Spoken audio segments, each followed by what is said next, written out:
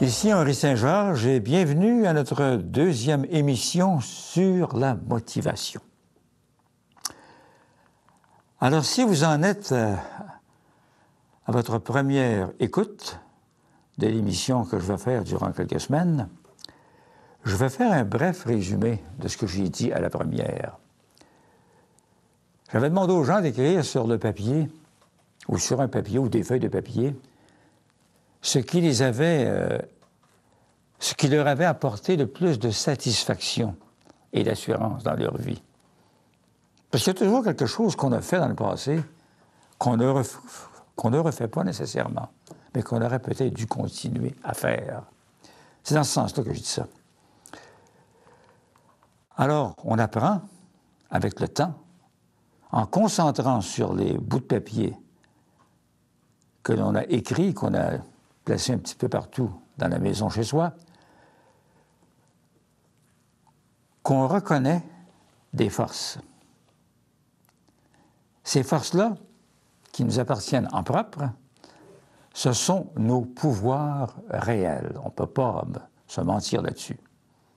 Quand on aime faire quelque chose, c'est parce qu'on sent qu'on a ce qu'il faut pour l'accomplir. Alors, il est bon quand même que vous puissiez en tenir véritablement compte. Vous avez tous des forces conscientes et des forces inconscientes.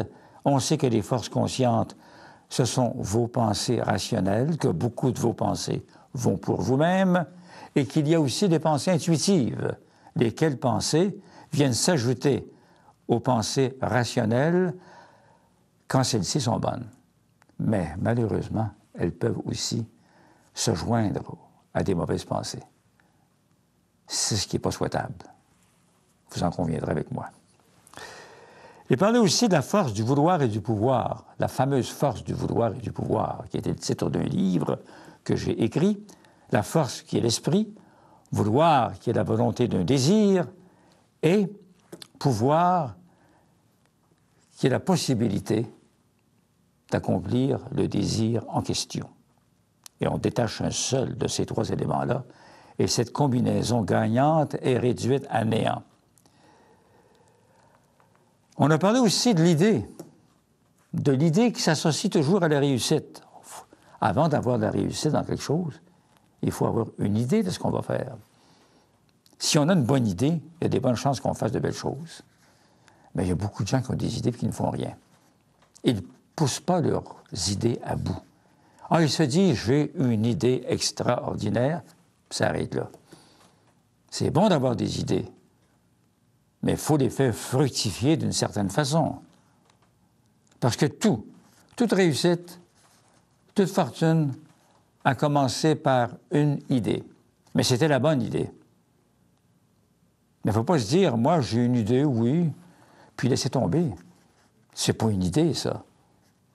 C'est de faire semblant qu'on a une idée dans la tête. Mais la vraie idée, c'est pas ça.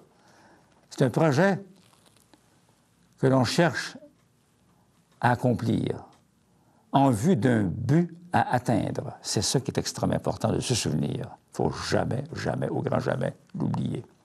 Parce que la pensée, effectivement, est un fait. Dès que vous pensez, une action suit. Ça peut être une bonne, comme ça peut être une moins bonne action. C'est très important de s'en souvenir. Bon, maintenant, la principale difficulté est en vous. Oui. Pour quelle raison est-ce qu'il se présente des difficultés dans le cours d'un travail? Bien, c'est tout à fait normal. La difficulté, là, ça fait partie du travail, ça. Puis ceux qui n'ont pas de difficultés sont des gens bien chanceux, qui est à peu près impossible entre vous et moi. La difficulté, vous savez, elle est là pour nous faire penser, pour nous faire mieux agir. Penser pour agir, agir pour mieux penser. J'ai écrit quelque chose, justement, à ce sujet-là, dans un nouveau livre que je suis en train d'écrire, et qui a pour titre, justement, « Faites-vous confiance, vous réussirez ». Écoutez bien ça. Beaucoup d'êtres humains, dans un fort moment d'enthousiasme, sont portés à ne pas se rendre compte que le chemin est souvent long du projet à la chose. Ah, Il est bien difficile pour plusieurs de converger leurs pensées vers le but à atteindre, celui qui, bien entendu, correspond le mieux à leur capacité. L'idéal dans la vie, et ça c'est vrai pour tout le monde, c'est d'assumer un travail selon ses goûts et aptitudes. Puis quand ça va mal dans un travail, c'est parce que vous n'avez pas le goût ni les aptitudes toujours pour le faire. D'ailleurs, avec le temps, vous découvririez ça vous-même.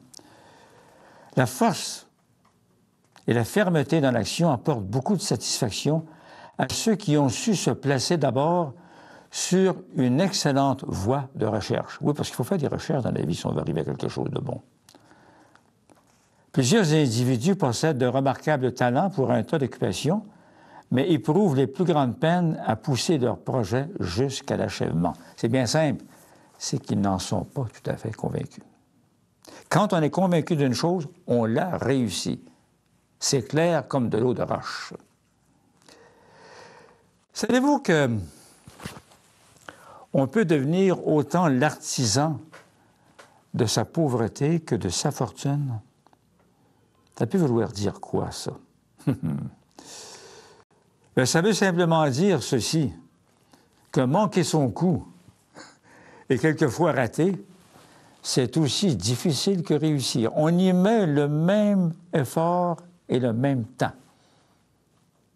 Les gens qui ont vraiment passé à côté, là, ils ont travaillé fort sans s'en rendre compte. Ils ont travaillé un peu à rebours, là, si on peut dire. Ils n'ont pas travaillé dans le vrai sens, correctement. Mais ceux qui travaillent bien sûr, réussissent, on le sait, ça.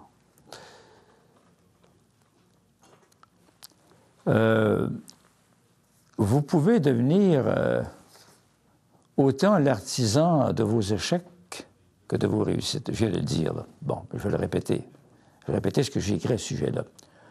Oui, on met autant d'efforts à rater qu'à réussir. Plusieurs sont portés à croire que seule la réussite prouve les vertus morales et l'intelligence de l'individu. Les personnes qui donnent le meilleur d'elles-mêmes ne font jamais fausse route. Oh, il y a peut-être des petits accros de passage, qui est tout à fait normal, mais elles ne font pas fausse route. Elles savent ce qu'elles veulent et elles y tiennent. Elles prennent les moyens pour y arriver. Personne n'est obligé de devenir extrêmement riche, ni d'occuper un rang social élevé pour éprouver une satisfaction profonde. L'essentiel est de croire en vous-même et de réussir. Et c'est ça qui est extrêmement important. Beaucoup de gens pensent que la réussite est l'équation de l'argent, du haut rang en société. Non, pas ça la réussite. D'abord, on ne peut pas tous atteindre ça. C'est impossible. Il n'y a personne sur Terre qui est appelé à faire des choses qui ne sont pas naturelles pour lui.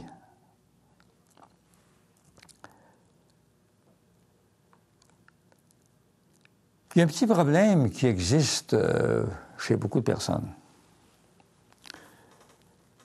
Elles accusent les gens de leurs problèmes. Ça, c'est une très mauvaise habitude à acquérir, penser que les gens sont responsables de nos problèmes. Non, il n'y a personne qui est responsable de nos problèmes. Si problème véritable il y a, on ne parlera pas des faux problèmes. Il y en existe toujours des faux problèmes. Des problèmes qu'on se fait inutilement, là, pour des choses qui ne riment à rien. Non, je parle des gens là, qui ont des problèmes véritables. Mais il y a une chose qui est remarquable dans la vie, c'est que ces gens à problème-là, figurez-vous qu'ils s'attirent. Eh oui. C'est la loi de l'attraction qui joue, là. Ils s'attirent. Et la preuve, c'est que vous ne verrez jamais une personne en pleine possession de ses moyens et qui réussit très bien dans son entreprise fréquenter des gens qui ont des problèmes. Ça ne fonctionne pas avec ce qu'elle est. Parce que si elle fréquentait ces gens-là, elle n'accomplirait absolument rien qui vaille. Nécessairement, il faut jamais, jamais, jamais, si vous avez une très bonne idée en tête, de fréquenter des gens qui ont des problèmes.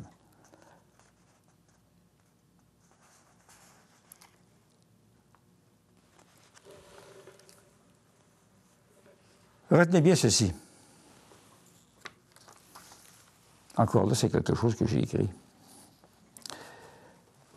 Occupez-vous uniquement de la chose qui vous tient à cœur. La chose à vous. Ne parlez à personne de vos affaires. Jamais. Il y a un grand philosophe du nom de Épictète qui disait ceci à peu près. Cache ta vie. Il n'a pas dit ça pour rien de lui. Vous savez, l'homme pensait autrefois de façon à peu près comme aujourd'hui. On n'a rien inventé au niveau de la pensée. Concentrez-vous uniquement sur ce que vous désirez réaliser. C'est ça qui est important. Vous concentrez sur ce que vous désirez réaliser.